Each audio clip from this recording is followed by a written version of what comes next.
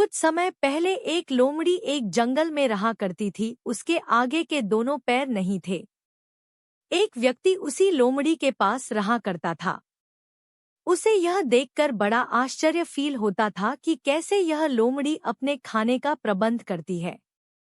एक दिन उसने देखा कि लोमड़ी जहाँ रहती है वहाँ पर शेर अपना शिकार कर रहा था और शिकार का कुछ हिस्सा छोड़कर चला जाता है। शेर द्वारा छोड़े गए शिकार को लोमड़ी ने बड़े ही स्वाद से खा लिया।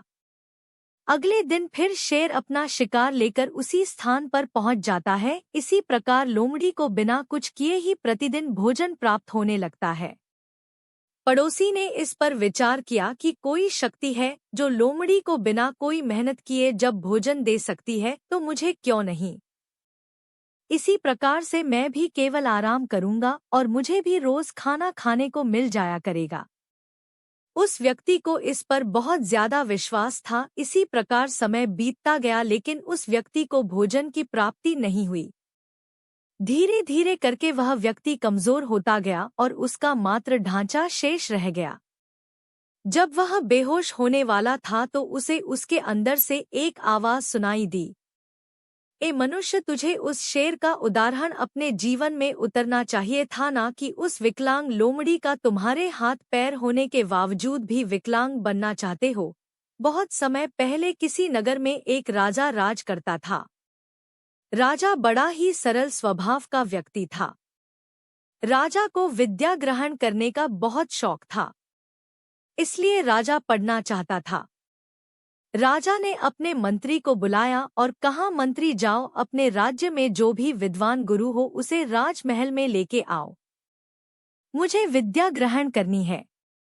मंत्री ने कहा, ठीक है महाराज, हम कल सुबह गुरु की खोज में अपने पूरे राज्य में भ्रमण करेंगे और जो भी विद्वान गुरु मिलेगा उसे हम राजभवन में ले आएंगे। अगली सुबह मंत्री ने गुरु की खोज में निकाल पड़ा। मंत्री ने पूरा राज्य में ढूंढा, लेकिन उसे कहीं पर कोई गुरु नहीं दिखा। कुछ देर में ही शाम होने वाली थी, इसलिए मंत्री ने सोचा कि चलो अब लौट चलते हैं। मंत्री महल की ओर चल दिया। लौटते वक्त उसे एक जंगल में एक गुरु दिखाई पड़े जो एक पेड़ के नीचे ध्यान लगाए हुए बैठे थे। मंत्री जी घोड़े से नीचे उतरकर गुरु जी के पास गए। मंत्री ने गुरु जी को प्रणाम किया और कहने लगा, गुरुवर, आपसे एक विनती है कि राजा विद्या ग्रहण करना चाहते हैं। कृपा करके आप राजभवन चले और हमारे राजा को विद्या की दान दें।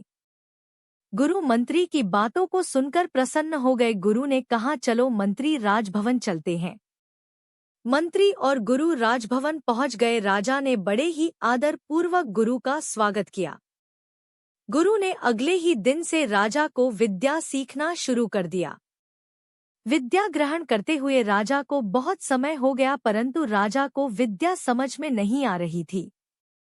गुरु भी राजा को पढ़ाने के पीछे बहुत मेहनत कर रहे थे, फिर भी राजा को समझ में नहीं आ रहा था। एक दिन राजा ने सोचा कि गुरु द्वारा दी हुई शिक्षा को मैं क्यों नहीं समझ पा रहा हूँ।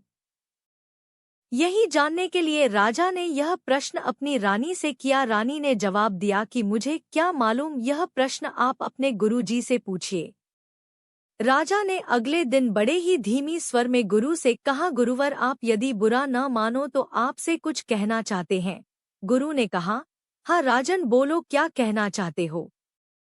राजा ने कहा, हमें विद्या ग्रहण करते हुए काफी समय हो गया, लेकिन आपके द्वारा दी हुई विद्या हमारे समझ में नहीं आ रही। गुरु जी ने राजा से कहा, महाराज, बहुत छोटी सी बात है, लेकिन आप अपने बड़े होने के अहंकार में समझ नहीं पा रहे हैं।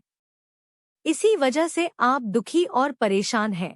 राजा ने कहा, गुरुवर, मैं कुछ समझा नहीं, अपनी बात को स्पष्ट रूप से कहे।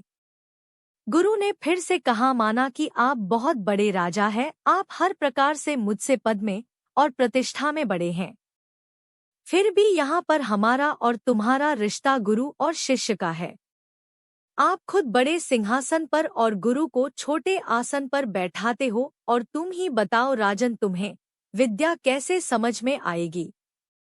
राजा गुरु की बात को पूरी तरह समझ गया। राजा ने फिर गुरु को ऊंचे सिंहासन पर बैठाया और खुद छोटे से आसन पर बैठ गया। अब गुरु ने जो भी विद्या राजा को बताई या सिखाई वह पूरी तरह समझ में आ गई, क्योंकि राजा को स्वयं के राजा होने का अभिमान था। वही अभियान उसे ज्ञान ग्रहण करने में बाधक था, क्योंकि गुरु को हमेशा ऊंचा आसन देकर ज्ञान ग्रहण करने वाले को नीचे आसन पर बैठकर ज्ञान ग्रहण करना चाहिए। इस कहानी से हमें यह शिक्षा मिलती है कि हमें अपने गुरु का हमेशा अपने से ऊंचा दर्जा देना चाहिए, तभी गुरु द्वारा दी हुई विद्या हमें समझ में आती है।